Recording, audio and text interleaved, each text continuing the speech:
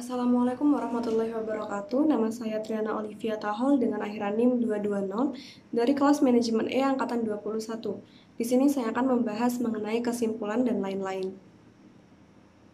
Cover merupakan bagian terluar dalam penelitian laporan. Dengan kata lain, cover dapat dikatakan sebagai sampul dari sebuah laporan yang telah ditulis. Karena posisinya paling awal dan terluar, pembuatan cover tidak boleh dilakukan secara sembarangan karena harus menampilkan beberapa informasi terkait laporan yang telah ditulis. Misalnya seperti judul laporan, nama penulis, identitas, maupun hal-hal lainnya yang diperlukan.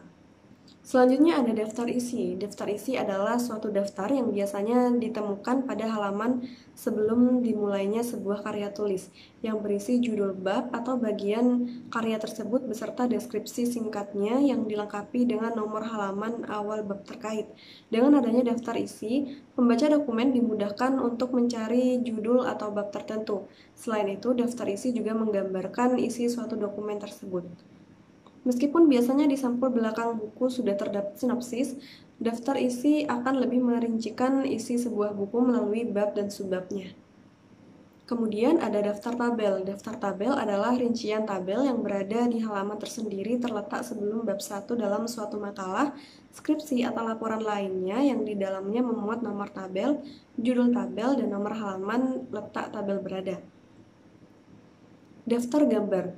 Daftar gambar merupakan salah satu catatan penting yang menunjukkan deretan gambar yang digunakan dalam sebuah makalah beserta lokasi halamannya.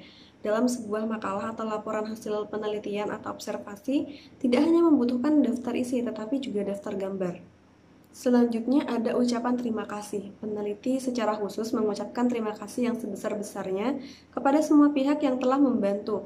Peneliti banyak menerima bimbingan, petunjuk, dan bantuan serta dorongan dari berbagai pihak baik yang bersifat moral maupun material. Abstrak atau ringkasan. Abstrak merupakan ringkasan dari keseluruhan isi dokumen yang disajikan secara singkat dan akurat. Dalam abstrak biasanya sudah terkandung inti murni dari pembahasan yang ada dalam dokumen. Tidak ada penambahan tafsiran, opini, dan interpretasi lain dalam penulisan abstrak. Selanjutnya ada kesimpulan. Kesimpulan adalah pernyataan yang dikemukakan oleh peneliti secara keseluruhan riset yang telah dilakukan dengan mempertimbangkan hasil, latar belakang, rumusan masalah, tujuan penelitian, serta landasan teori yang digunakan. Oleh karena itu, maka untuk kepenulisannya, kesimpulan terbagi menjadi secara garis besar, yaitu kesimpulan induktif untuk penelitian kualitatif dan deduktif untuk penelitian kuantitatif. Saran adalah suatu pendapat atau anjuran mengenai sesuatu yang dikemukakan untuk dipertimbangkan. Kalimat saran disebut juga kalimat anjuran karena berisi suatu hal yang dipertimbangkan dari seseorang ke orang lain. Kemudian ada implikasi. Implikasi adalah suatu akibat yang muncul atau terjadi karena suatu hal. Pemaknaan kata implikasi tergolong luas dan bervariasi, namun sering berhubungan dengan penemuan atau hasil penelitian.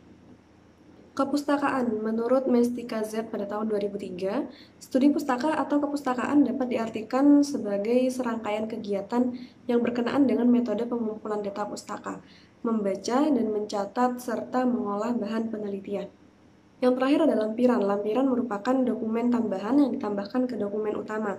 Lampiran dapat ditemukan dalam surat maupun dalam buku. Lampiran surat dapat berbentuk teks seperti dokumen pendukung maupun berupa gambar seperti foto.